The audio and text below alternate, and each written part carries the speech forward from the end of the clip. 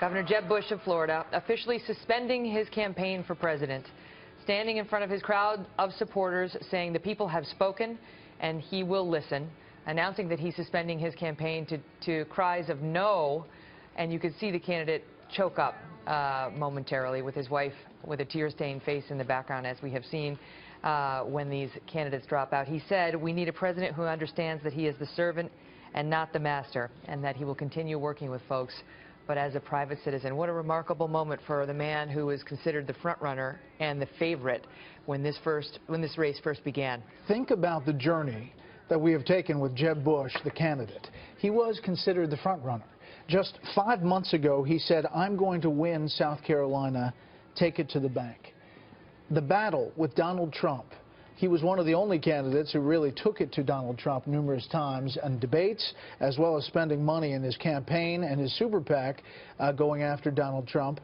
And yet he never got traction in New Hampshire, in Iowa, and now in South Carolina with his brother at his side, his family behind him, his mother campaigning, a state that should have lined up for Jeb Bush. It did not materialize. And when you hear about the anger of the voters against the incumbents, against the establishment, against the party, it's no mystery why. I mean, he although never served in Washington, was clearly considered an insider and an establishment lane guy. Although, you know, the way he ran the campaign and his bowing out now may win him some fans. I'll just give you some of the reaction on Twitter. This is from Rich Lowry. Jeb is an honorable man who has run an honorable campaign and is now doing the honorable thing. He said ideas matter, policy matters. He's hoping that the policies that he put out there will be a blueprint for the eventual nominee. Obviously, there's no love lost with the current leader in that race, Donald Trump. Let's go back to our panel here in New York City. Some reactions of this news as Jeb Bush suspends his campaign. Dana. Well, huge news, and I think that what you saw tonight was, and that reaction that you're talking about is somebody who showed just amazing patriotic grace, somebody who did not talk about himself but talked about the country, somebody who did not take any swipes at any of his competitors, none of the candidates. I think he did his family proud. I think he should feel very good about what he did there.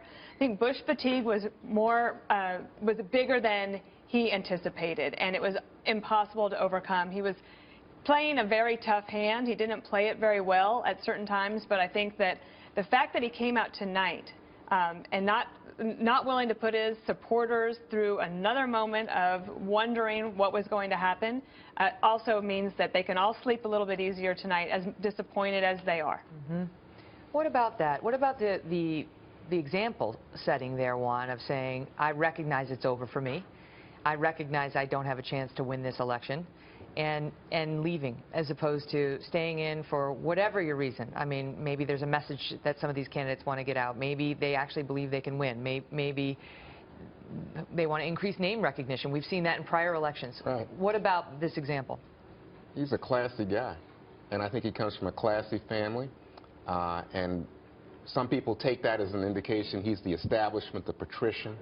But in this instance, I think you saw Jeb step up at a very difficult and emotional moment. Remember the emotional content.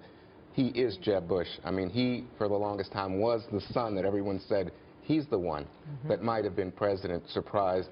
And here he is now in a moment, you know, I mean, he's got to deal with his mom that was just out there, his dad.